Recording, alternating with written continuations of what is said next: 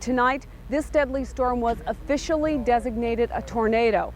Although to those who saw it and heard it and felt its power, there was never any doubt that that's exactly what it was.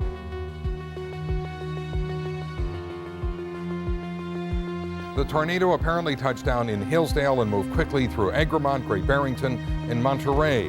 More than 100 homes, several businesses, a nursing home, a racetrack, a ski resort, and a cemetery were damaged or destroyed. One man says the two sheds that used to be on his land simply vanished. I see the three-car garage lift off its foundation and twist to the right, and then it clicked to me, get out of here. You see pictures of it on the news of other places in the United States where it happens, but you never realize, how close it can happen to right in your own backyard. It's going to be a long time before things are back to normal here.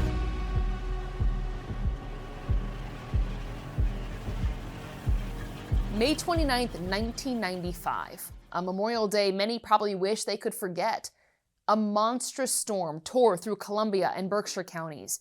Great Barrington hit with what was then known as an F4 tornado, just one notch below what meteorologists consider the strongest type. Smartphones didn't exist, and National Weather Service meteorologists scrambled to take over TV and radio. We saw the incredible couplet, the small area of high-intensity rotation within these storms, and immediately, as fast as we could possibly do it, used our software to disseminate the tornado warnings. They later reenacted the warning for NewsChannel 13. At 7:05 p.m., Doppler weather radar indicated a tornado in Berkshire County, about 4 miles south of Stockbridge near South Lee. Sadly, by the time it was over, many homes and businesses were flattened.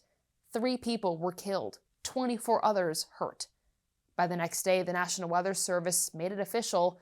It was a tornado, no question. They found the touchdown occurred near the Great Barrington Airport around 7:06 p.m. last night. It stayed on the ground for approximately 7 miles to Monterey in Berkshire County. Maximum width of the path of the storm was just about 300 yards, and they estimated a F3 or F4 tornado. There's a scale from F0, meaning minimal, to F5, which is the maximum. F3, F4, containing winds estimated 158 to perhaps as high as 260 miles an hour out of that tornado that was on the ground for just about 10 minutes. The damage just breathtaking. This is the roof of Steve Heller's home. Before the tornado, it was the floor of his attic. Residents hunkering in their basement as the twister struck. We heard a lot of glass breaking and the crashing sounds. So we opened the door and was just, I can't believe this.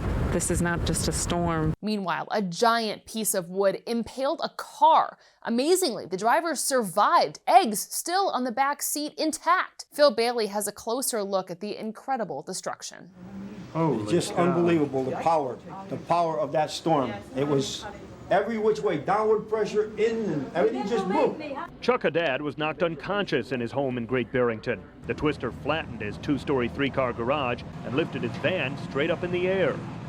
Almost did like a 360, and it was kind of going sideways and up, and then the tree started down, and then I see the 3-car garage lift off its foundation and twist to the right, and then it clicked to me, get out of here. The power of a tornado is unpredictable. It blew out the wall of Chuck Haddad's home, sucked his furniture out the hole, but most of his delicate porcelains remain neatly arranged on the shelf. At this shopping center, the storm destroyed a gas station and damaged a department store and supermarket. It roared through a cemetery, uprooting trees and headstones. This sign came from a nursing home that lost its roof. And the twister dropped the roof of this home 50 yards away. The dead were in a vehicle that had just pulled out of Eagleton School on Route 23 in Monterey when it was picked up and tossed 300 feet into the woods. Peter Hout, who co-owns a tree service, was called to cut the victims out.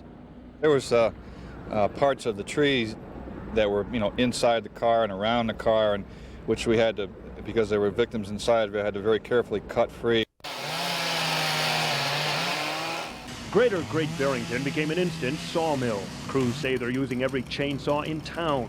And officials say some residents won't have their telephone and electricity restored until tomorrow.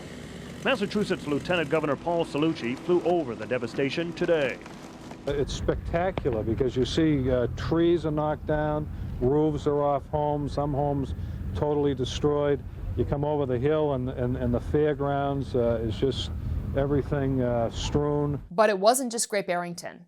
The storm also spawned what was then known as an F2 tornado just to the west in Claverick, Columbia County. 5 people were hurt, and many residents left in shock. Thank God. I thought it was the end for all of us. And you see all that stuff going through the air, tumbling through, and everything blowing with it, man.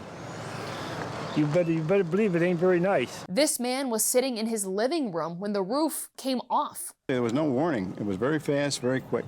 Maybe 30 seconds, I think. The worst was over. So that was a building, and this was a building, and this was a building. Right. Yeah. Other buildings on his property vanished, leaving just a patch of dirt behind. What's truly incredible about the way the storm hit was how selective the damage was. I mean, the roof and walls are completely gone in the house, yet you come down here in the hallway and you see rows of glasses, cups, which were completely left alone. An outpouring of community support quickly followed in both Columbia and Berkshire counties as volunteers all came together to get those 2 communities back on their feet. Most of the people still without power aren't traveling, except perhaps to the Curryville Firehouse, where NYSEG has brought in free dry ice. Getting this barn back in shape was a top concern for people in Craryville. A hammer and nails were ready. Never even dreamed of doing this back.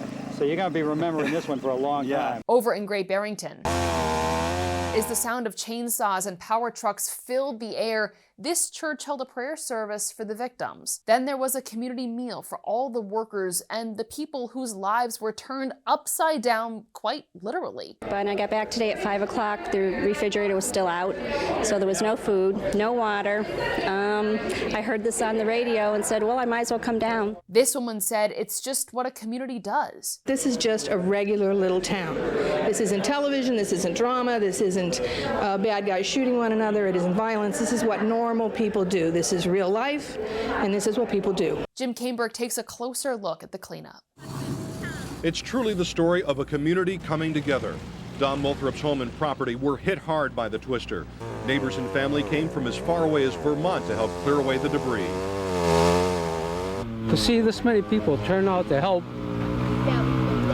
it's a wonderful feeling. Ray Elling owns what he says is the oldest house in Great Barrington, 250 years old. The twister didn't touch it, but ripped his trees to shreds like a giant weed whacker. For him, the help of neighbors and friends is heartening. There are many people stopped up, called if we needed help. Some of the tree companies passed by and said, Ray, as soon as we get the bad stuff out, we'll be over here.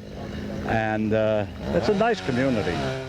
A short distance from what were the fairgrounds, business owner Jeanette McCullough moved her eatery outdoors today, donating food to those who needed it. Obviously, we're not working today because we're right in the middle of the area that's hit. So our place is closed and we have the food and it's needed here. Last night, a local middle school opened up its doors as a temporary shelter, but no one came. The same for local hotels that opened their doors for victims who instead found refuge with family and friends.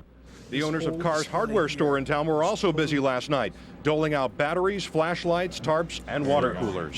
I'll just take that. Everybody in town joined together, and it was amazing the number of people that you saw bringing things over to be of help. Less than a week later, with the cleanup quickly making progress, people began to see the light at the end of the tunnel. Although this may still look like a mess, locals say it's actually a big improvement over Tuesday. They credit a lot of long hours and people working together to get this much done this quickly. And while cleanup was far from over, roads were reopened, the National Guard began to scale back, and spirits were lifted. One man put it all in perspective. I would rather have this than a heart attack.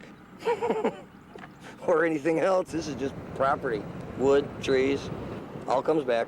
The Great Barrington tornado was the strongest tornado in Massachusetts in more than 40 years and one of the strongest ever recorded there. It cost an estimated $25 million in damage. 30 years later, the damage may be gone, but for people who lived through that storm, the memories will likely never fade. For more on past news events in the Capital Region, head to our News Channel 13 YouTube page and click on News Vault 13. For now, opening News Vault 13, I'm Rachel T.